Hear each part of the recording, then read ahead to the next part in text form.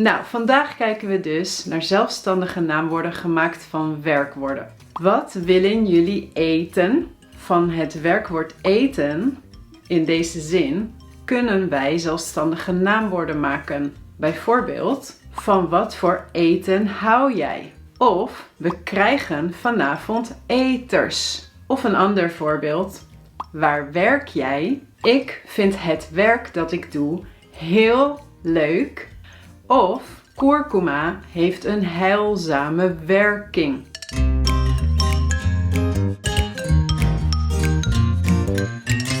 Hallo allemaal, Dutch used to be. Welkom bij deze video waarin we gaan kijken naar afgeleide zelfstandige naamwoorden.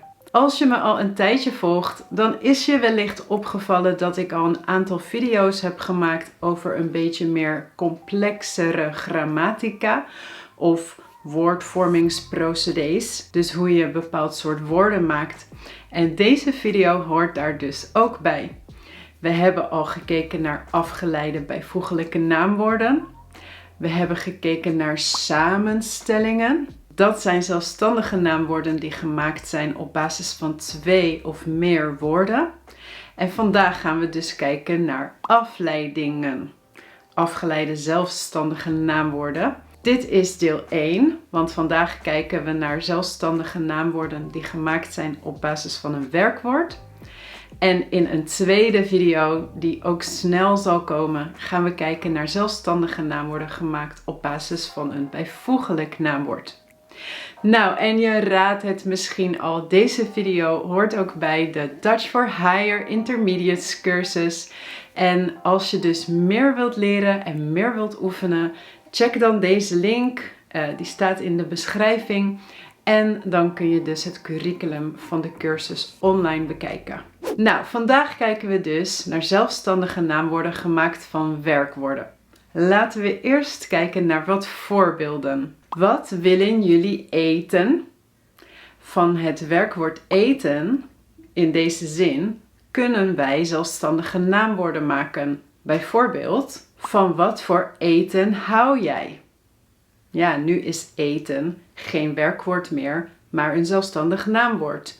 Of, we krijgen vanavond eters. Ja, dus eters is ook gemaakt op basis van eten. Of een ander voorbeeld, waar werk jij? Werk is hier het werkwoord. Daar kunnen we weer zelfstandige naamwoorden van maken. Bijvoorbeeld, ik vind het werk dat ik doe heel leuk. Ja, nu is het een zelfstandig naamwoord, het werk. Of, kurkuma heeft een heilzame werking. Dus in deze voorbeelden zagen we al dat soms het zelfstandig naamwoord dezelfde vorm heeft als het werkwoord. Zoals eten heeft dezelfde vorm als de infinitief eten. Het werk heeft dezelfde vorm als de stam of de ik-vorm van werk. Ik werk, maar het werk. En soms hebben we afleidingen met achtervoegsels of met voorvoegsels, dat kan ook. Zoals eter, hier heb je het achtervoegsel er achter eet, eter. Of werking, dan krijg je het achtervoegsel ing achter werk. We kijken in deze video eerst kort naar wat voorbeelden waarbij de zelfstandige naamwoorden dezelfde vorm hebben als de infinitief of als de stam. En daarna kijken we uitgebreider naar de verschillende achtervoegsels en het voorvoegsel ge, waarmee je dus ook zelfstandige naamwoorden kunt maken. We beginnen met de infinitief, want je kunt van veel infinitieven, van werkwoorden die een soort actie of proces aanduiden, daar kun je een zelfstandig naamwoord van maken door er het lidwoord het voor te zetten. Ja, 3 voorbeeldzinnen. Ik vond het dansen gisteren heel erg leuk. Het wandelen op het strand vandaag was erg verfrissend. En het eten van sommige wilde paddenstoelen wordt afgeraden. Dus het dansen, het wandelen en het eten, dat zijn dus hier zelfstandige naamwoorden nu. en ze verwijzen naar de actie van het werkwoord. En dit kun je dus met heel veel werkwoorden doen. Als je je nog kan herinneren, zagen we net ook een voorbeeld met het eten. En daar betekende het the food, namelijk van wat voor eten houd je. Ja, dus er zijn een aantal zelfstandige naamwoorden die 2 betekenissen kunnen hebben, zoals het eten, het drinken en het leven, bijvoorbeeld.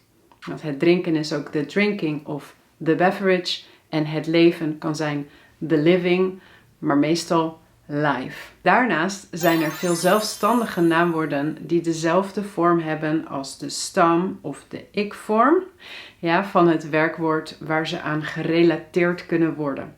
Bijvoorbeeld, ik ontbijt altijd om 8 uur. Dus om 8 uur eet ik mijn ontbijt. Zin 1 is ontbijt de ik-vorm en zin 2 is ontbijt het zelfstandige naamwoord. Morgen reis ik naar Costa Rica en de reis duurt 12 uur. Ik reis, hier de stam, de ik-vorm, en de reis is hier het zelfstandige naamwoord. Ik huur een huisje in Den Haag en gelukkig is mijn huur niet hoog. Gedraag je eens. Ik vind jouw gedrag niet acceptabel. Soms zie je wel dat er een klankverandering kan zijn, zoals hier. Als er een lange klank is in de stam, gedraag je, dat dan opeens het zelfstandige naamwoord een korte klank heeft. Je gedrag. Hetzelfde is bijvoorbeeld bij ik speel een spel met mijn broer. Ik speel, hier een lange e, en dan spel, dan opeens een korte e. Ja, dit gebeurt helaas soms. Maar ik heb meer voorbeelden opgenomen in de lijst met allemaal voorbeelden in de Dutch for Intermediates course. Nou, hier is het niet altijd de en niet altijd het. Zoals bij de infinitief dus wel, dan krijg je altijd het. Ja, soms heb je het, zoals bij het ontbijt, het gedrag, het spel. En soms de, zoals bij de reis, de huur en was er nog één? Dat was het. Nou, dan gaan we nu naar de afleidingen. En ik heb een aantal categorieën onderverdeeld. De eerste is de categorie voor personen. Dus hoe maak je van een werkwoord een zelfstandig naamwoord die een persoon aanduidt? Zoals we zagen bij eten en eter. Nou, dat kan dus met het achtervoegsel er. Het kan ook met het achtervoegsel aar. En soms zijn er ook vrouwelijke varianten. Niet altijd, maar vaak wel. En het lidwoord voor dit soort woorden is de. We verwijzen naar personen met de. Flavio en Jorinde dansen. Dus Flavio is een danser en Jorinde is een danseres. Ja, dus danser voor een man, danseres voor een vrouw. Met zingen is hetzelfde. Flavio en Jorinde zingen. Flavio is een zanger.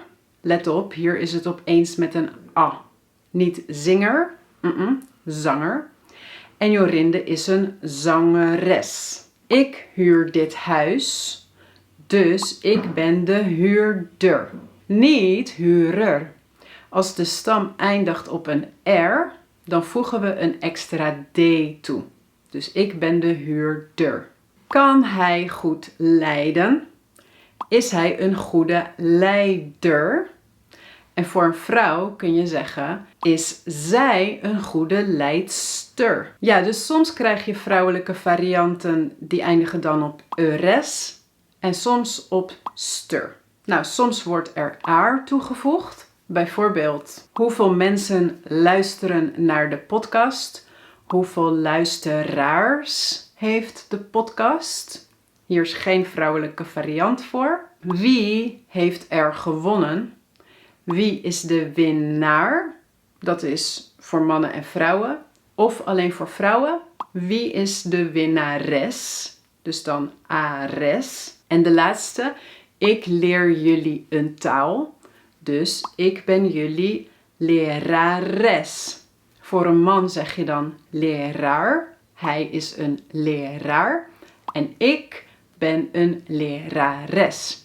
Ja, dus dit zijn de twee mogelijkheden voor personen. Eur en aar. Of eures of steur voor vrouwen of ares voor vrouwen. Categorie 2 is als je wilt verwijzen naar een ding of een concept. En de twee meest voorkomende achtervoegsels zijn ing en atsi.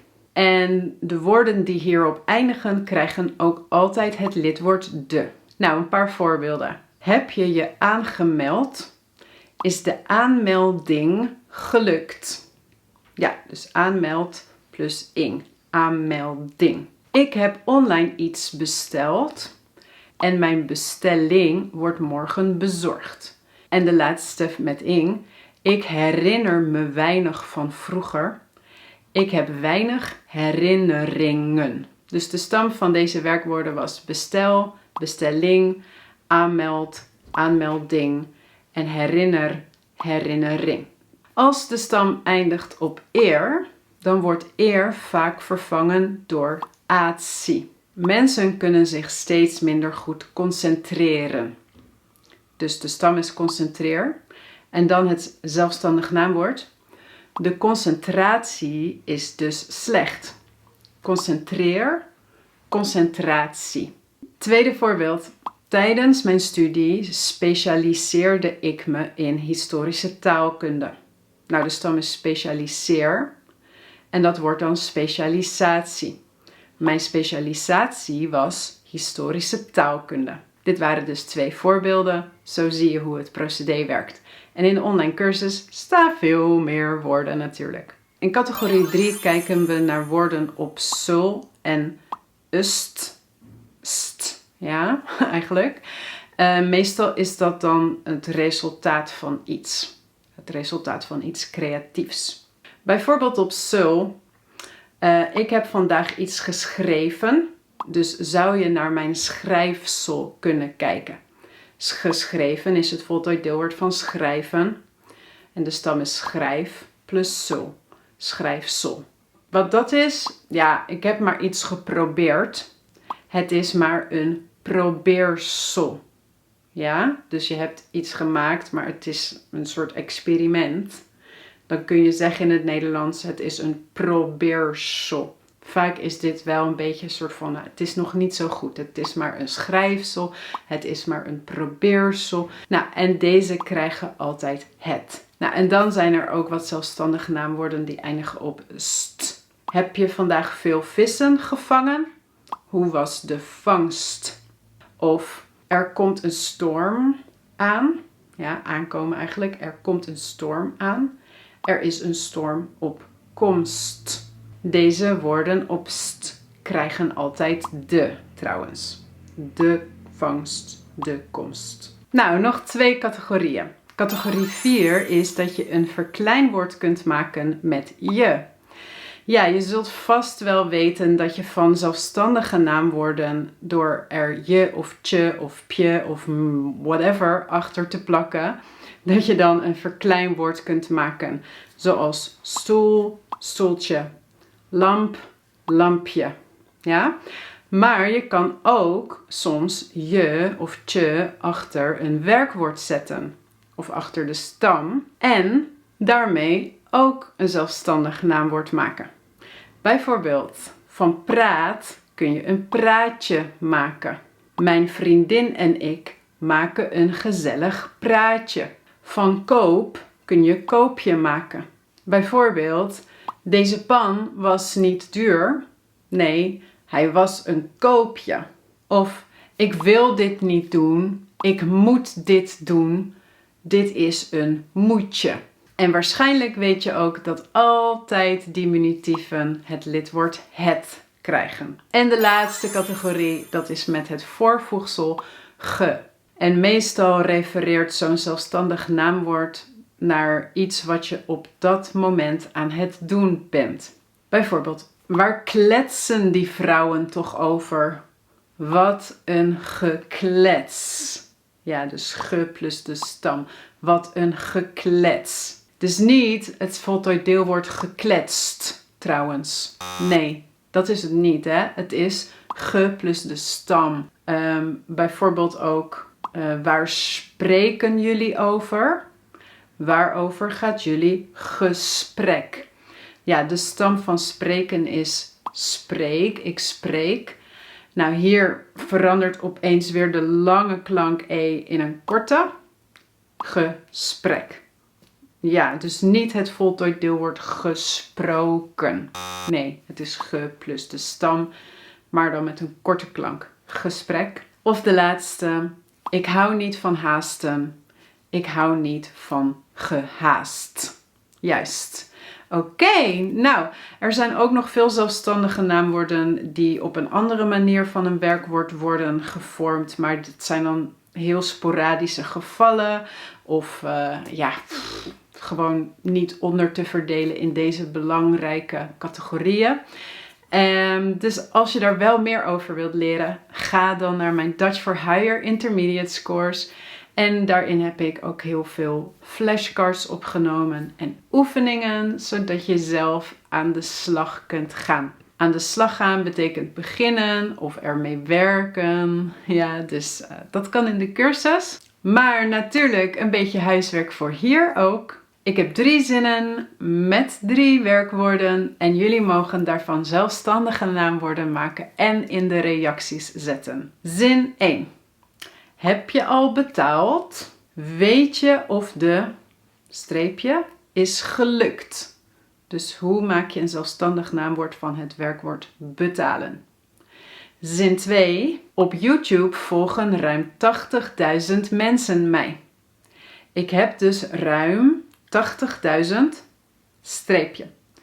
Hoe maak je een zelfstandig naamwoord voor mensen die mij volgen? En zin 3. Ik lunch altijd om 12 uur. En hoe laat is de streepje in jouw land? Ja, dus wat is daar het zelfstandig naamwoord? Laat het me weten in de reacties. De batterij is leeg van mijn camera. Dus ik ga jullie vaarwel zeggen. Deel alsjeblieft mijn video als je hem leuk vond. Of geef hem een like. Ja, show me some love. Tot heel snel. Dutchies to be. Doei!